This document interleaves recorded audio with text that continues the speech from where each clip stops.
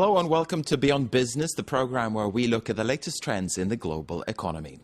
Today we're looking at how the fight against terrorism and crime has turned into big business. Investors seem increasingly willing to flash their cash to get part of the action. It comes at a time when the security industry has grown in both size and scope. It now includes cybersecurity as well as camera systems that can track and identify unwanted individuals. Let's take a look in this report from London. Nowadays, it's impossible to drive discreetly on the road. Everywhere there are surveillance cameras and software programs tracking us down, even when we are on foot. British companies are at the forefront of this sector. One of them is called OmniPerception. It's based in Guildford, south of London. Among other things, it develops a facial recognition system.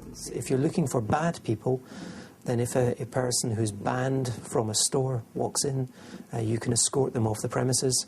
If a VIP walks in, then you can automatically recognise the VIP and give them a gin and tonic or a beer, whatever.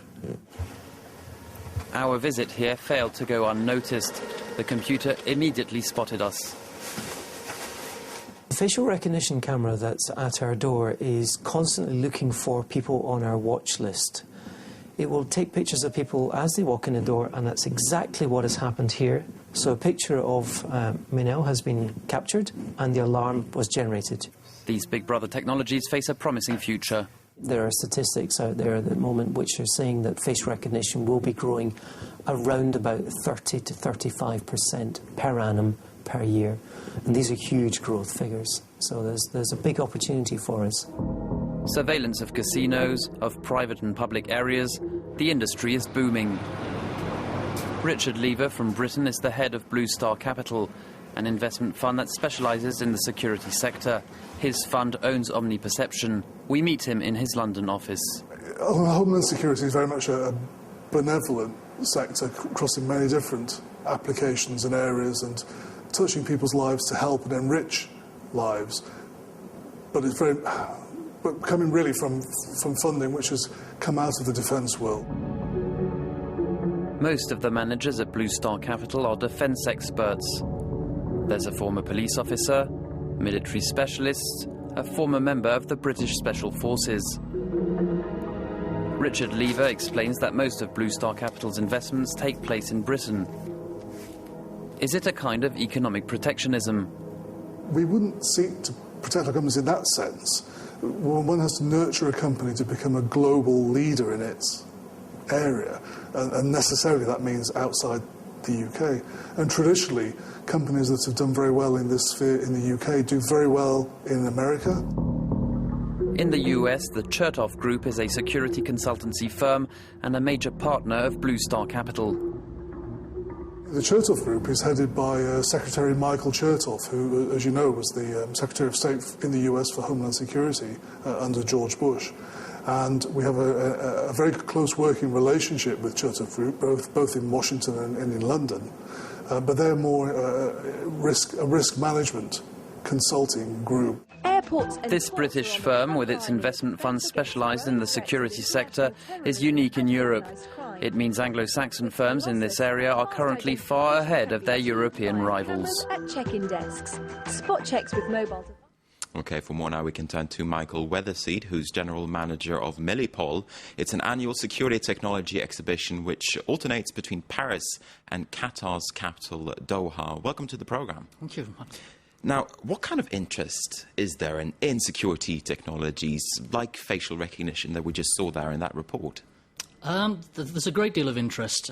I think if you go back to the basics, when video surveillance came in, and that particularly in London, which has a lot of video surveillance cameras on the public street, it's all very well filming people, but you actually have to analyse the data. Mm-hmm. And often the personnel aren't behind there to actually analyse that data. So often you analyse it after something has happened. There are more cameras than there are security personnel looking at each screen. Exactly. What facial recognition does is actually enable fewer people to actually manage it, and there's an automatic alarm that goes off if a face is recognised in the crowd that actually happens to be in a database of a known criminal or a known terrorist.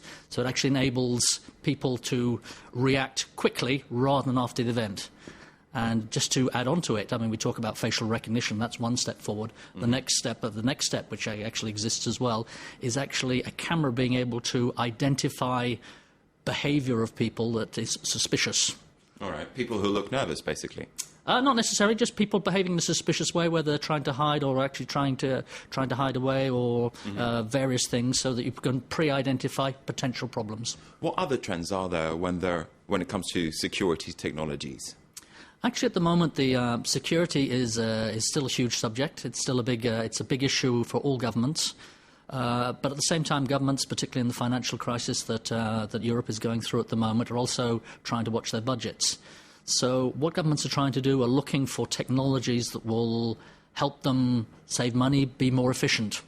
So that means, for example, a policeman who is perhaps in his car actually having a lot more tools that he can carry out a lot of his duties while he's on the road, rather than having to come back to the police station to actually deal with that. Now, you say that governments are looking to cut their budgets at the moment and to save cash.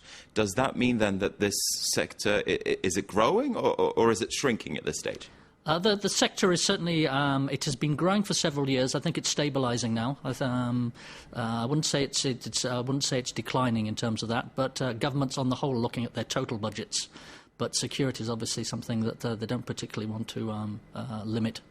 Are there any figures on how big this market is? It seems quite murky from a layman's perspective. You're the expert. How much is this market worth on an annual basis? I wouldn't use the word murky, but it's actually very difficult to actually find figures of the size of the market. Part of the problem is, how do you define security?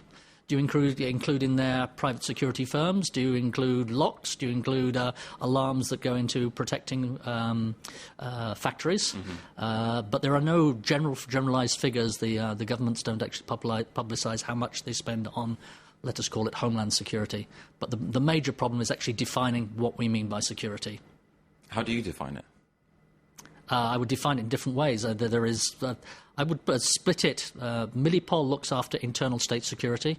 So we're looking at everything that is done by police, the gendarmerie, for example, by anti-terrorism forces, as well as people dealing with disaster management. So everything that comes in from a Ministry of Interior or a Home Office that comes in there. So in my terms of definition of internal state security, I wouldn't include, for example, protecting a factory, unless it was something like of significant strategic value, like a nuclear power station or something like that. We'd call that a sensitive site or a sensitive infrastructure site. If we look at the sector that you just explained to us there, that you just sort of outlined, who are the big players? Who are the companies that are acting within this field? In terms of the very big players, there are probably about 5 or 6. There is Safran Morpho from France, which is very much into identification. There is Thales, another French company, EADS, which is Franco-German. You have Rheinmetall from Germany, and you have BAE Systems from the UK. But the vast majority of people working within the interior security sector are small to medium-sized companies, and that's where a lot of the innovation comes in. You just mentioned a couple of companies there. There seem to be more French than there are British companies. And in the report, we got the sense perhaps that British and American companies are at the forefront of this sector. You don't agree? I don't necessarily agree with that. I think the French don't have to be jealous about their position within the internal state security industry. France has a very, very strong industry. And as I said, what with Safran Morpho, what with Thales, which are 2 French companies, EADS, which is Franco-German, that's 3 of the 5 big players in the world which actually have a link into France. And as well, we have a very active sector in small and medium-sized companies. So I wouldn't agree that France is way behind the Anglo-Saxons in this industry. It seems as if the way of investing here in France, though, is different. It's the French state, perhaps, more, that does the investments, whereas in the UK, for instance, we are seeing these kind of funds like Blue Star Capital. Yeah, in France, there are private investment funds, but fairly few. The major financial aid comes from either the state, either a national or regional level, and it's probably a reflection of the way the difference if we take between France and Great Britain, if we take the railways. In the UK, they've been totally privatised. That is the way that the British government decided to go, whereas they're state-run in France. I mean, the two choices, and I think that reflects the culture of the two countries. Now, you said before that a lot of these companies are actually small and medium-sized enterprises, so-called SMEs. Should governments be looking at ways to support these SMEs, or are they going to do well in and of themselves? I think that the companies and SMEs have to have a good product to succeed. They don't have a good product, they're not going to succeed, whether you pump money into them or not.